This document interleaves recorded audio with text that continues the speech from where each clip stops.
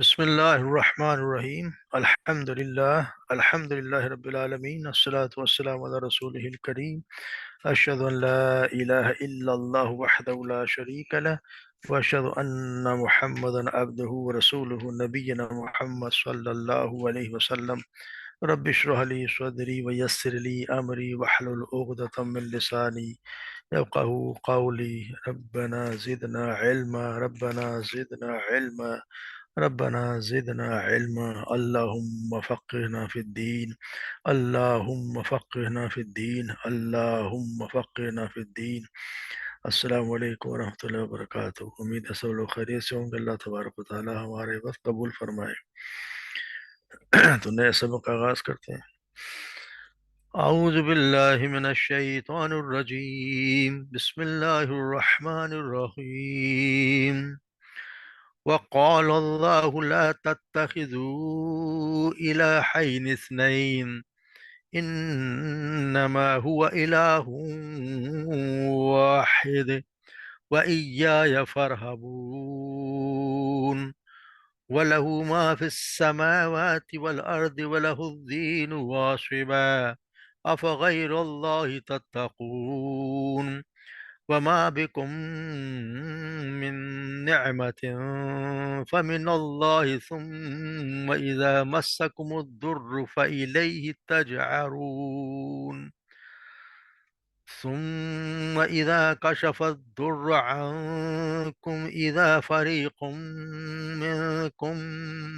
بربهم يشركون ليكفروا بما آتيناهم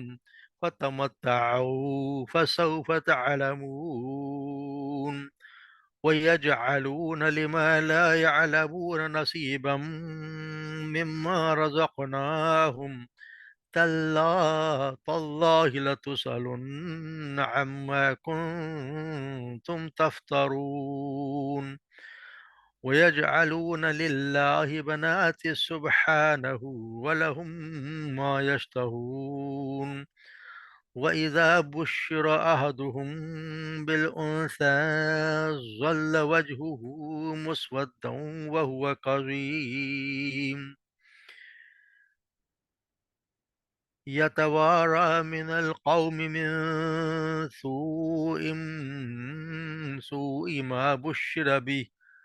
أيمسكه على هون أم يدسه في التراب ألا ساء ما يحكمون للذين لا يؤمنون بالآخرة مثل السوء ولله المثل الأعلى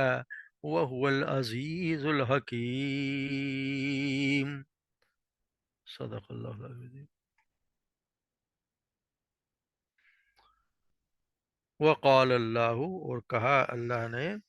نے فرمایا، لا تتخذوا، نہ تم بناؤ، الہین اثنین، دو معبود مت بناؤ، انما در حقیقت ہوا الہ، وہی الہ ہے، وہ الہ واحد، وہی ایک الہ ہے، وہی ایک الہ ہے جو اکیلا ہے، وَإِيَّايَ فَارْهَبُونَ، وَإِيَّايَ، اور تم مجھی سے، فَارْهَبُونَ، تم مجھی سے ڈرو، وَلَهُ، اور اسی کے لیے ہے، ما فی السماوات، جو آسمانوں میں ہے، والارض، اور جو کچھ زمین میں ہے، وَلَهُ، اور اسی کے لیے، دین یعنی واسبہ، خالص، ہمیشہ کے لیے، یعنی دین لازم اسی کے لیے، یعنی عبادت اسی کے لیے ہے، اور ہمیشہ ہمیشہ کے لیے۔ افغیر اللہ، کیا تم غیر اللہ، اللہ کے سوا، تتقون، تم ڈرتے ہو، یعنی کسی اور سے بھی ڈرتے ہو۔ وما بکم من نعمت ومن اللہ وما منکم، اور جو کوئی بھی تمہارے پاس نعمت ہے، فمن اللہ، پس وہ اللہ کی طرف سے ہے، ثم، پھر، اذا مسکم الضر، پھر تمہیں چھوتی ہے، پہنچتی ہے کوئی کوئی تکلیف، فَإِلَيْهِ تَجْأَرُونَ، پس اسی کی طرف، تجأرون، اسی کی طرف تم آوازاری کرتے ہو، اسی سے فریاد کرتے ہو۔ ثم، پھر، اذا کشف الضر، ثم، پھر جب وہ کشفت، دور کر دیتا ہے، ضرورت، تکلیف کو، عنکم، تم سے، اذا فریقم، تو اچانک، فریقم، ایک فریق، منکم، تم میں سے، بربہم، اپنے رب کے ساتھ، یشرکون، وہ شرک بنا یعنی شریک بنانے لگتے ہیں، لیکفرو تاکہ وہ ناشکری کریں، بما اس کی جو آتے نام ہم نے عطا کیا انہیں، فتمتعوا پس فائدہ اٹھا لو کچھ عرصے کے لیے، فسوفا پس ان قریب قریب تعلمون تم جان لو گے، وَيَجْعَلُونَ اور وہ بناتے ہیں لما يعلمون نصیبہ ان لما اس کے لیے جو بناتے ہیں سو اس کے لیے جنہیں لا یعلمون جو نہیں جانتے نصیبم ان کا حصہ مما اس میں سے رزقناہم جو رزق دیا ہم نے نہ ہم نے ہم انہیں، تاللہ اللہ کی قسم، لتسألن ضرور بضرور تم سوال کیے جاؤ گے، عما اس کے بارے میں، کن تم جو تھے تم تفترون جو تم گڑا کرتے تھے، وَيَجْعَلُونَ اور وہ بنایا وہ بنا لیے بناتے ہیں وہ بناتے وہ للہ اللہ کے لیے بناتی لڑکیاں، سبحانہ بے شک وہ سبحانہ وہ پاک ہے اس سے، وَلَهُم مَا يَشْتَهُونَ اور انہیں کے لیے، وَلَهُم مَا اور ان کے لیے اور اپنے لیے، ما یشتہون جو وہ چاہتے ہیں یعنی کہ بیٹے، وَإِذَا بُشِّرَ اور جب انہیں بشارت دی جاتی ہے خوشخبری دی جاتی ہے، احدہم کسی ایک ان میں سے کسی ایک کو، بالانثی لڑکی کی، ظل وجہہ تو سیاہ ہو جاتا ہے اس کا ظلہ چھا جاتی ہے وجہ اس کے چہرے پر، مسودہ سیاہی، وہ کظیم اور وہ بہت غم سے بھرا ہوا ہوتا ہے، یتوارا وہ چھپتا پھرتا ہے، من القومی قوم لوگوں سے، من سوئی برائی کے ساتھ، ما بشرا بھی جس کی بشارت دی گئی بھی جس کی سے بشارت دی گئی، اور کیا یمسکہ وہ اسے روکے رکھے، اعلی ہون ذلت کے ساتھ، ام یا یدسہ فی التراب یا وہ گاڑ دے اسے فی التراب زمین میں دبا دے اسے زمین میں، الا خبردار، سا بہت برا ہے، ما یحکمون جو وہ حکم لگاتے ہیں جو وہ فیصلہ کرتے ہیں بہت برا ہے، للذین لا یؤمنون اور ان لوگوں کے لیے جو نہیں ایمان رکھتے بالآخرت پر، مثل السوء ان کے لیے بری مثال ہے، وَلِلَّهِ الْمَثَلُ الْأَعْلَى اور اللہ ہی کے لیے ہے اور اللہ کے لیے مثل العلیٰ مثال ہے، اور سب سے اعلیٰ مثال اللہ کے لیے، وَهُوَ الْعَزِيزُ الْحَكِيمُ اور وہی سب سے غالب اور حکمت والا ہے۔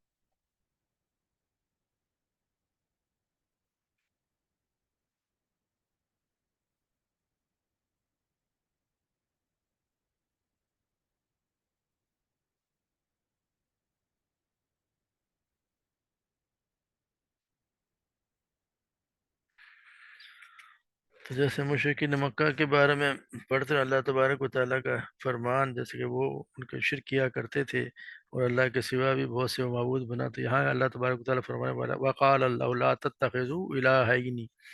یہ نہ اثنین کہ نہ تم بناؤ اللہ کے سوا دو معبود ہیں، دو خدا، دو کا مطلب ہے کہ اللہ کے سوا کوئی بھی نہ، دو ہے تو دو سے زیادہ بھی نہ بناؤ، تو یہاں ان کو یہ بتایا کہ کسی کو الہ اللہ کے سوا کسی کو الہ نہ بنا، حقیقت میں تمہارا الہ تو بس ایک ہی اللہ ہے، انما الہ ہوا الہ وہ ایک اللہ جو تمہارا وہ اکیلا ہے، فَإِيَّايَ فَارْهَبُونَ اور تم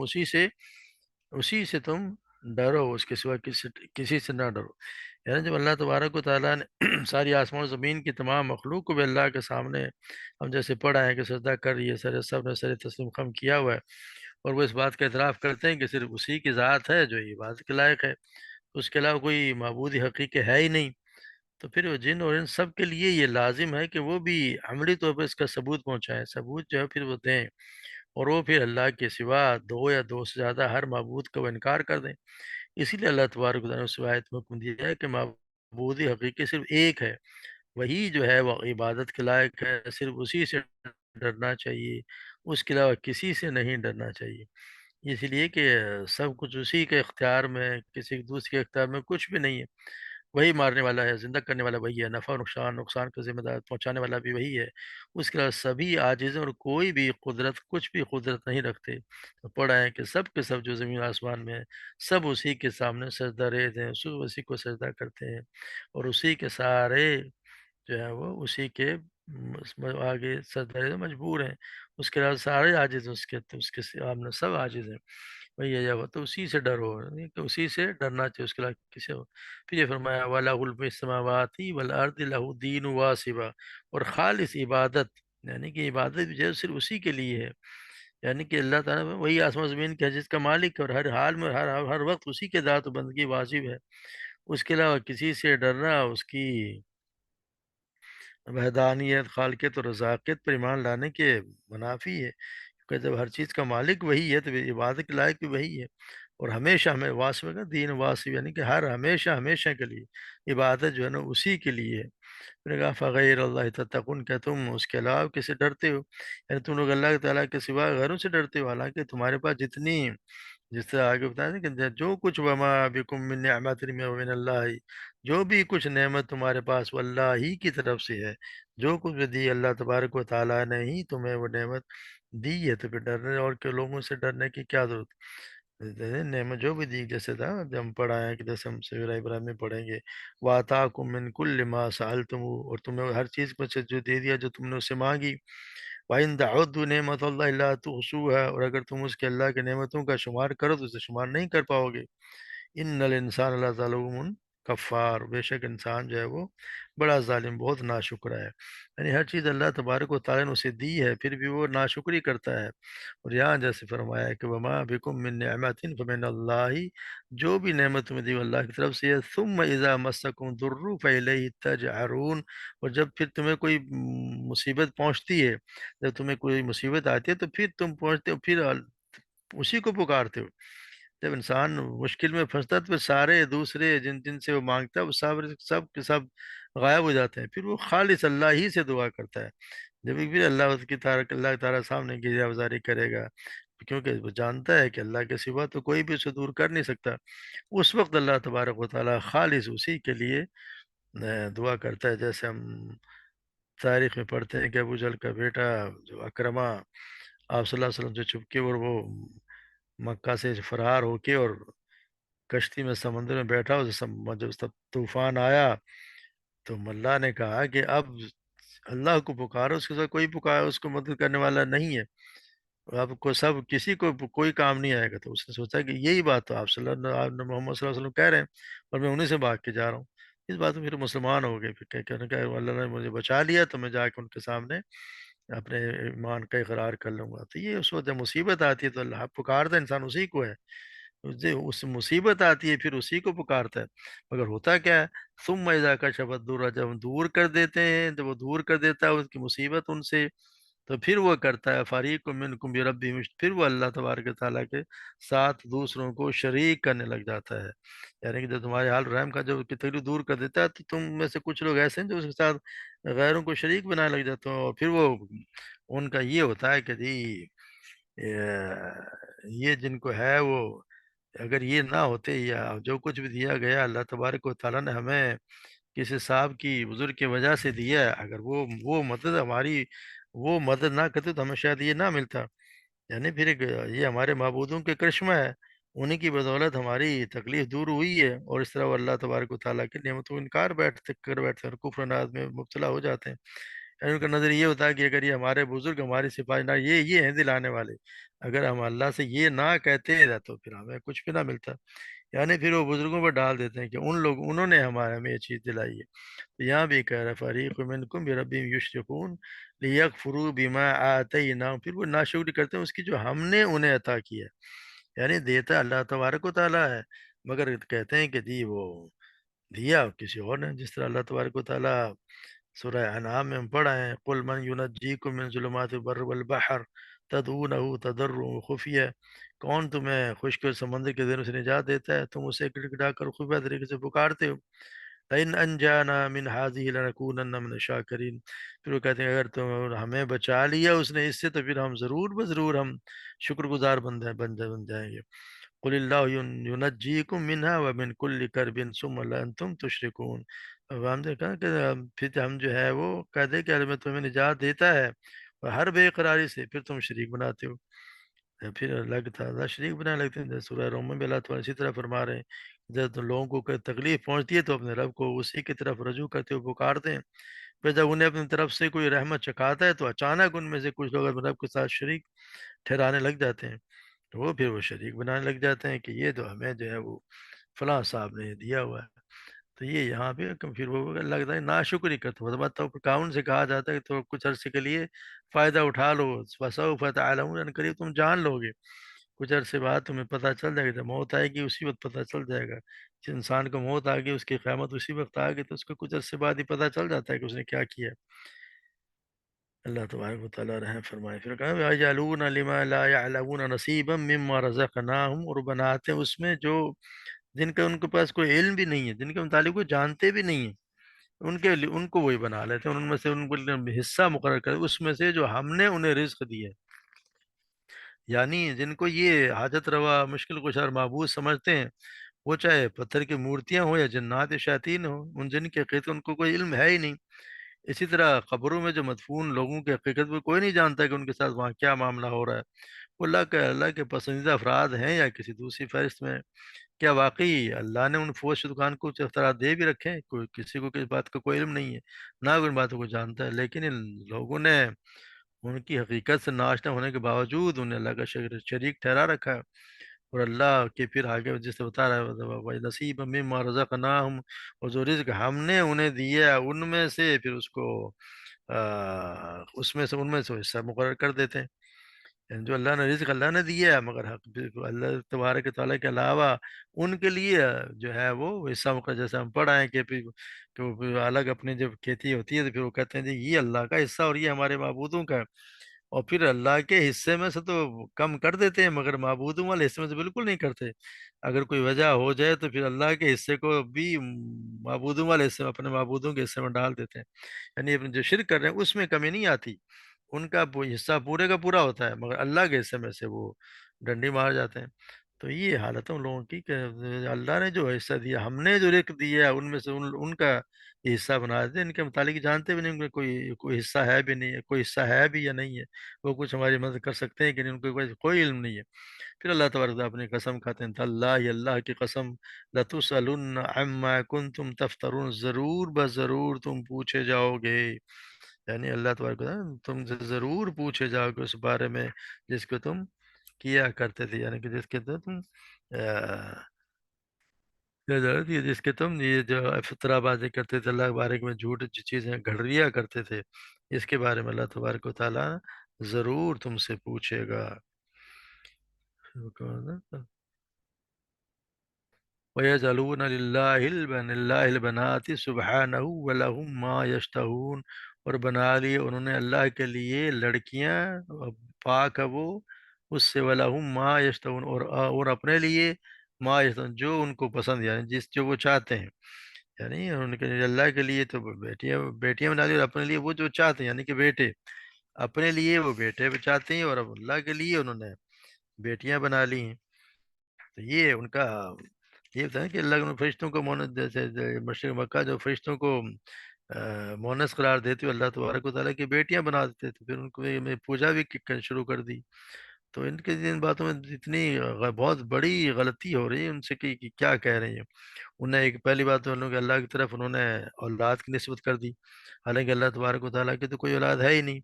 اس کی ذات بابرکت اور اولاد سے پاک ہے۔ پھر انہوں نے یہ کہہ دیا کہ فرشتے اللہ کی بیٹیاں ہیں، جبکہ اپنے لیے وہ بیٹوں کو پسند کرتے ہیں، بیٹیوں کو پسند نہیں کرتے، یعنی اللہ تبارک و تعالیٰ کے وہ چیز کر رہے ہیں جو اپنے لیے پسند نہیں کرتے۔ ادھر اللہ تبارک و تعالیٰ سورہ نجم فرماتے ہیں کہ تمہاری لڑکیاں اور اس کے لیے لڑکیاں، یہ تو اس وقت ناانصافی کی تقسیم ہے۔ ادھر اللہ تعالیٰ سورہ صافات میں فرماتے ہیں سن لو، بے شک وہ اپنے جھوٹ ہی سے کہتے ہیں کہ اللہ تعالیٰ نے اولاد جنی ہے، بے شک وہ یقیناً جھوٹے ہیں۔ کیا انہوں نے بیٹیوں کو بیٹوں پر ترجیح دی ہے؟ کیا یہ تم کیسا فیصلہ کر رہے ہو؟ یعنی انہوں نے اپنے ایسی ایسی حرکتیں کی ہیں کہ اللہ تبارک و تعالیٰ کے لیے انہوں نے بیٹیاں منسوب کر دی اور اپنے لیے بیٹے۔ تو یہ جو تعداد ہے کہ تم کس طرح کے تم فیصلے کر رہے ہو، اس کا یہ مطلب قطعی نہ سمجھ لیا جائے کہ اللہ تبارک و تعالیٰ بھی کوئی لڑکوں کے مقابلے میں لڑکی کو حقیر یا کمتر سمجھتے ہیں، بلکہ اللہ کے نزدیک تو لڑکی لڑکی میں کوئی تمیز ہے ہی نہیں، نہ جنس کی بنیاد پر کوئی حقارت اور برتری کا کوئی تصور اس کے یہاں ہے۔ یہاں تو صرف عربوں کی اس ناانصافی اور سراسر ایک غیر معقول رویے کی وضاحت بتانے سے مقصود ہے جو انہوں نے اللہ کے ساتھ اختیار کیا ہوا تھا، اور حالانکہ اللہ کی برتری اور فوقیت کے وہ بھی قائل تھے، جس کے اس لیے کہا تھا کہ جو اللہ والے کی برتری کے تم قائل ہو تو اس کا نتیجہ تو یہ تھا کہ وہ جو چیز اپنے لیے پسند نہیں کرتے، اللہ کے لیے بھی اسی تجویز نہ کرتے، لیکن انہوں نے اس کے بالکل ہی الٹا کیا۔ یہاں صرف ان کی اس ناانصافی کی وضاحت کی گئی کہ اللہ اپنے لیے تو تم بیٹیاں بناتے ہو، اور اللہ تبارک و تعالیٰ کے لیے بیٹی اپنے لیے تو بیٹے، اور اللہ کے تبارک و تعالیٰ کے لیے بیٹیاں بناتے ہو۔ بیٹیاں بھی وہ جس کے لیے وَإِذَا بُشِّرَ أَحَدُهُمْ، جب ان کو کسی کی بشارت دی جاتی ہے، کسی ایک کی بالانثیٰ لڑکی کی، تو اس کا چہرہ جو ہے وہ سیاہ پڑ جاتا ہے جب یہ اس کو کوئی بشارت دی جاتی ہے۔ تو یہ ان کو بتایا جا رہا ہے کہ ان کے خود کا حال تو یہ ہے کہ اگر اس میں کسی کے گھر لڑکی پیدا ہو جاتی ہے تو مارے شرم کہ وہ اس کا چہرہ کالا ہو جاتا ہے، اور پھر وہ کرب سے اس کی حالت ایسی غیر ہو جاتی ہے کہ ان لوگوں کو منہ کیسے دکھائے گا۔ تو ان کی پھر اس کا حیران و پریشان ہوتا ہے کہ اسے اپنے پاس رہنے دے اور ذلت و رسوائی برداشت کرے، یا پھر اس کو زندہ گاڑ دے۔ تو اللہ تبارک و تعالیٰ یہ فرما رہے ہیں کہ ان کا یہ فیصلہ کتنا برا ہے کہ جس لڑکی کو وہ اپنے لیے باعث عار سمجھتے ہیں، اسے اللہ کے لیے ثابت کرتے ہیں، اور اپنے لیے اس سے بہتر یعنی لڑکا پسند کرتے ہیں۔ تو اسلام نے تو اس ظالمانہ و جاہلانہ انداز فکر کو بالکل تبدیل کرتے ہوئے لڑکی کی تعلیم اور پرورش کی زبردست فضیلت بیان کی، اور یوں بچوں کو وہ تحفظ فراہم کیا جو کوئی اور دوسرا مذہب اس کی مثال پیش کر ہی نہیں سکتا۔ جیسا کہ سیدنا عقبہ بن عامر رضی اللہ تعالیٰ عنہ بیان کرتے ہیں کہ آپ صلی اللہ علیہ وسلم نے فرمایا، جس شخص کی 3 لڑکیاں ہوں اور ان پر صبر کرے، انہیں اچھا کھلائے، اچھا پلائے اور اچھا پہنائے، تو ان کے لیے قیامت کے دن جہنم کی آگ سے ڈھال ثابت ہوں گی۔ اس طرح آپ صلی اللہ علیہ وسلم نے فرمایا، سیدنا جابر بن عبداللہ بیان کرتے ہیں کہ آپ صلی اللہ علیہ وسلم نے فرمایا، جس کی 3 لڑکیاں ہوں وہ ان کی رہنے کا انتظام کرے، ان کے ساتھ رحم کا برتاؤ کرے، اس کے معاملے میں تکالیف برداشت کرے، تو اس کے لیے جنت واجب ہو جائے گی۔ ایک آدمی نے عرض کیا، اللہ کے رسول اگر 2 لڑکیاں ہوں تب؟ آپ نے فرمایا اگر 2 ہوں تب بھی۔ تو لڑکیوں کو تو اللہ تبارک و تعالیٰ نے اتنی رحمت قرار دیا ہے کہ وہ تو اس کی نجات کا ذریعہ بن جائیں گی، وہ تو اس کو جنت میں لے جانے والی ہوں گی۔ مگر یہاں یہ عربوں کا یہ حال تھا کہ ان کی اس طرح کیا کرتے تھے کہ ہم کیا کریں، اس کو زمین میں زندہ گاڑ دیں۔ ان کا یہ حال تھا کہ وہ زندہ گاڑنے کے لیے بھی یعنی لڑکیوں کو اپنے بچیوں کو زندہ گاڑ دیا کرتے تھے۔ تو یہاں یہ بتایا جا رہا ہے پھر آگے للذین لا یؤمنون بالآخرہ، للذین لا یؤمنون بالآخرۃ مثل السوء، اور یہ وہ لوگ جو وہ ان لوگوں کے لیے جو آخرت پہ ایمان نہیں رکھتے، ان کے لیے مثال ہے بری، یعنی ان کے لیے بری مثال ہے، یعنی کہ ان کی سمجھنے کی صفت بری مثال، یہ صفت ہے یعنی کہ جہالت اور کفر کی صفت ہے، یا یہ کہ یہ اللہ کے جو بیوی اور اولاد ٹھہراتے ہیں، یہ بہت بری مثال ہے جو یہ قیامت کے منکر جو اللہ تبارک و تعالیٰ کے لیے بیان کرتے ہیں۔ اور پھر ماسل وللہ المثل الاعلی، اور اللہ تبارک و تعالیٰ کے لیے تو ہے ہی مثل اعلیٰ، بہترین سب سے اعلیٰ جو مثال ہے وہ اللہ تبارک و تعالیٰ کی، یعنی اس کی ہر صفت جو ہے مخلوق کے مقابلے میں اعلیٰ و برتر ہے۔ مثلا اس کا علم جو ہے وہ واسع ہے، اس کی قدرت لا منتہائی ہے، اس کا وجود عطا بے نظیر ہے، اور وہ مطلب یہ ہے کہ وہ قادر ہے، خالق ہے، رازق ہے، سمیع و بصیر ہے۔ تو اس کا ہر چیز اللہ تبارک و تعالیٰ ہی کی ہی کے ہاتھ میں ہے، اللہ تبارک و تعالیٰ ہی ہر چیز کا ہر چیز سے تمام نقوص سے وہ پاک ہے، سارے جہان کا پالنے والا ہے، سب کا مالک، ساری بلائیں اسی کے ہاتھ میں، ہر چیز پر وہی قادر ہے، تو اس کا کوئی شریک نہیں، نہ اس کا کوئی مقابل ہے اور نہ اس کی کوئی اولاد ہے، وہ تو بڑا زبردست بڑی حکمتوں والا ہے۔ تو اس کی مثال تو اس کے کسی انسان کے ہو ہی نہیں سکتی کہ اس کی مثال دی جائے، تو اللہ ہی کے لیے جو ہے زبردست مثال وہ العزیز الحکیم، وہ زبردست ہے، اس زبردست بڑی حکمتوں والا اللہ تبارک و تعالیٰ کا جو بھی کام ہے وہ حکمت کے بھرپور ہے، حکمت سے پور کام ہوتا ہے اللہ تبارک و تعالیٰ کی، اور وزیر بھی ہے، وہ ہر چیز پر غالب ہے، جو چاہے کرے، جس کو چاہے سزا دے، جس کو چاہے بخش دے، اس سے کوئی پوچھنے والا نہیں۔ تو اللہ تبارک و تعالیٰ ہم سب پہ صحیح معنوں میں ایمان لانے کی، اللہ تبارک و تعالیٰ ہمارے ایمان کو مضبوط کرے اور صحیح معنوں میں ایمان کے ہمیں توفیق دے، اور اس پر چلنے کی بھی ہمیں ہمت عطا فرمائے اور توفیق دے۔ وما علینا الا البلاغ۔